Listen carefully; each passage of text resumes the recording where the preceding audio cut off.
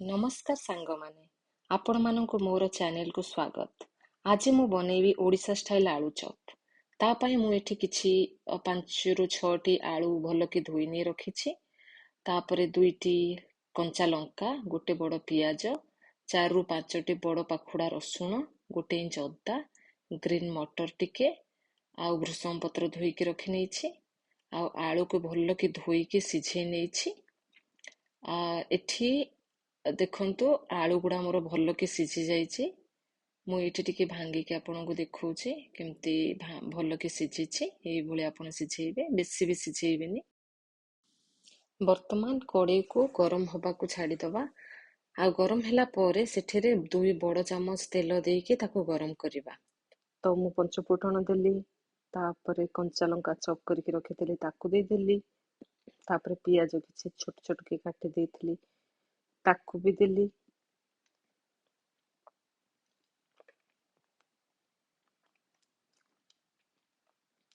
तो ये लुण देदेली ताकि जल्दी ब्राउन हो जाए। एबे से अदा रसुण पेस्ट टिके देकी भृसंग पत्र आ सब बेसिक मसाला लंका गुंड, जीरा गुंड,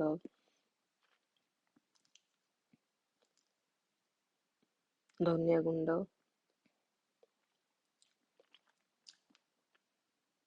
गरम मसाला, लेंबू टिके चिपुड़ दबा।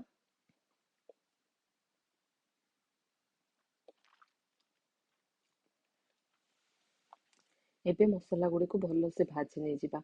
मते लागेला कि मोर मसलाटा टिके ड्राई अच्छी। टिके पानी दे देली, पानी देके भलो कि कषी दबा जे पर्यंत तेलरू मसलाटा छाड़ी न आसी।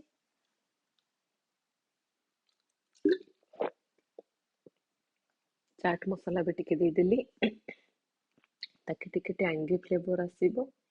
आउ टेस्ट टा पूरा अलग लगिबो, बहुत बढ़िया लगिबो। आपण थरे देकी देखंतु।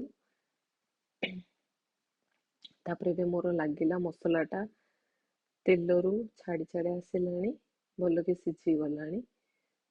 तो मु एबे चकटी के रखिथिबा सिझा आलू आउ से जो मटर, फ्रोजन मटर रखिथिली सबको देकी भलो कि कषि नहीं जिबा।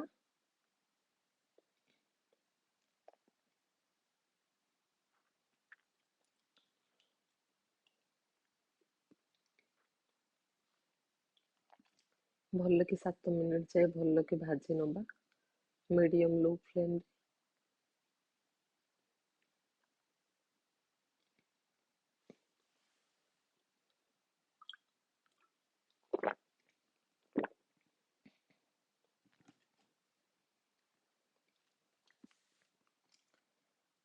एमिति मु लगातार कषि चलती।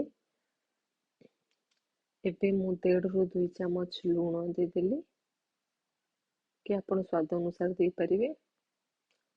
देकी भलो कि कषि देली आलूटा। देन किछि धनिया पत्र भी दे देली।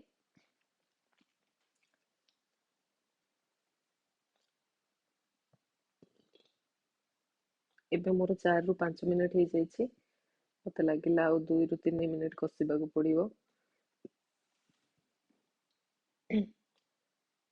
तो मु ताको कषिकी भलो कि ठंडा हवा पई आलू मसला को छाड़ी देली। एबे मु बेसन रे 6 चामच बेसन नैथिली, गोटे चामच लूण, हळदी अधा चामच, लंका गुंड अधा चामच आ खाइबा सोडा 1/4 चामच नहीं कि भलो कि मिक्स कर देली। मते लागिला कि मोर बैटर टा टिके थिन अच्छे से मु आउ 1.5 चामच बेसन देकी टिके हळदी देकी भलो कि मिक्स कर नौछि। एटी मन रखंतु बेसी थिक बैटर करिवेनी कि बेसी थिन भी करिवेनी, कहीं ना थिन कले आलूटा ठीक से कोट हो पारेनी आ आलू चपटी भलो लागेनी। आ आपण जदि थिक करूचंती तो बेसन भितरटा टिके कंचा रही जाए। सेथिपई आपण ध्यान रखिकी मीडियम बैटरटा बेसी थिन कि थिक करिवेनी, तो नॉर्मल वाला करिवे। एबे मु 4टा कंचा लंका टिके चिरी नहीं कि रखिछि।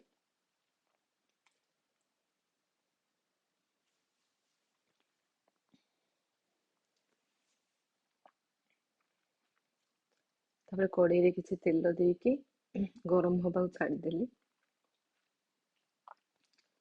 ଗରମ ହେଲା ପରେ ମୁଁ ଆଳୁ ଚପ୍ ଗୁଡ଼ିକୁ ବ୍ୟାଟରରେ ଡିପ୍ କରିକି ସବୁ ଗୋଟେ ଗୋଟେ ମିଡ଼ିୟମ୍ ହଟ୍ ଅଏଲ୍ରେ ପକେଇଲି। ତାପରେ ଫ୍ଲେମ୍କୁ ଟିକେ ଲୋ କରିଦେଲି ତାକି ବେସନଟା ବି ପୋଡ଼ିବନି ଆଉ ସିଝିବ ବି ଆଳୁ ଚପ୍ ଗୁଡ଼ାକ।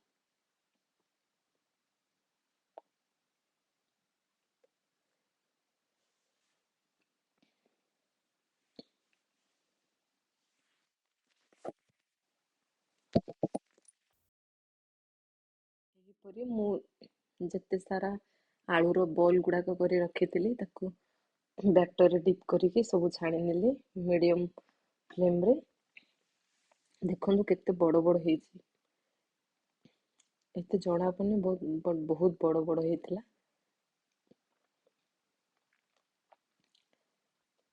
ଏବେ ଆଳୁ ଚପ୍ ଗୁଡ଼ାକ ମୋର ସବୁ ଫ୍ରାଏ ହେଇଗଲାଣି।